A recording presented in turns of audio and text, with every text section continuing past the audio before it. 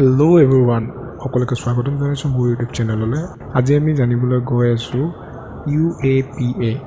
আমি কেইদিনমানৰ পৰা প্ৰায় শুনি আহি আছোঁ UAPA, আৰু বিশেষকৈ যেতিয়া আমাৰ ইয়াতে কাৰ হৈ প্ৰটেষ্ট হৈছিলে, তো সেই প্ৰটেষ্টৰ সময়ত আমি বেছিকৈ UAPAৰ কথা শুনিছিলোঁ, কাৰণ মাননীয় বিধায়ক অখিল গগৈক UAPA আণ্ডাৰত এৰেষ্ট কৰা হৈছিলে, আৰু এৰেষ্ট কোনে কৰিছিলে? NIA। গতিকে এই UAPA হয় কি? আৰু ৰিচেণ্টলি আমি শুনা পিছত আফগানিস্তানৰ যিটো ক্ৰাইচিছ চলি আছে, সেই ক্ৰাইচিছ চলি থকাৰ সময়তে তালিবানক ছাপৰ্ট কৰি পেলাই আমাৰ অসমৰ কেইজনমান ব্যক্তিয়ে যিটো মন্তব্য আগবঢ়াইছিলে, সেই মন্তব্যৰ ওপৰত তেওঁলোকক UAPA আণ্ডাৰত এৰেষ্ট কৰা হৈছে। গতিকে এই UAPA আচলতে হয় কি? আহক আমি এই ভিডিঅ'টোৰ জৰিয়তে জানিবলৈ চেষ্টা কৰোঁ। গতিকে এই ভিডিঅ'টো আৰম্ভ কৰাৰ আগতে মোৰ চেনেলটো ছাবস্ক্ৰাইব কৰিবলৈ নাপাহৰিব আৰু লাইক আৰু শ্বেয়াৰ কৰি দিব। গতিকে আহকচোন, এতিয়া UAPA হয় কি আমি জানো। UAPA এক্টটো হৈছে যিটো 1967ত ইয়াক পাছ কৰা হৈছিলে। ইয়াৰ এমটোৱে যিবোৰ টেৰৰিষ্ট এক্ট ঘটে, সেই টেৰৰিষ্ট এক্টবোৰ প্ৰিভেণ্ট কৰাৰ কাৰণে, টেৰৰিষ্ট এক্টবোৰ ৰখোৱাৰ কাৰণে এই UAPA এক্টটো পাছ কৰা হৈছিলে।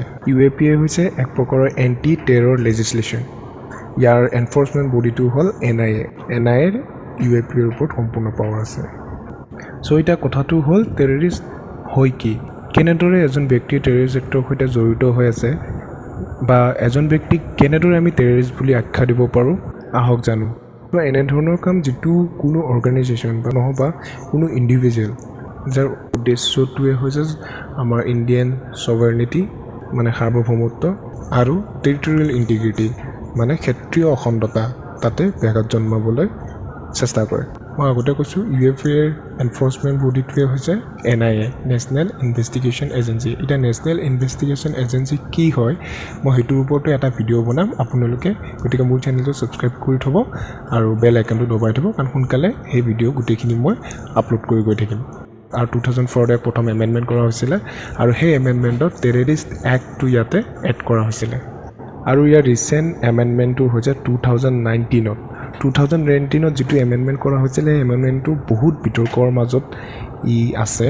যিটো এমেণ্ডমেণ্টত কাক টেৰৰিষ্ট হিচাপে আখ্যা দিয়া হ'ব, 2019ৰ আগত অকল অৰ্গেনাইজেশ্যনৰ ওপৰতহে এইটো এপ্লিকেবল আছিলে, কিন্তু 2019ৰ যেতিয়া এমেণ্ডমেণ্ট হৈছিলে, সেই এমেণ্ডমেণ্টৰ পিছৰ পৰা এজন ইণ্ডিভিজুৱেলৰ ওপৰতো এপ্লিকেবল।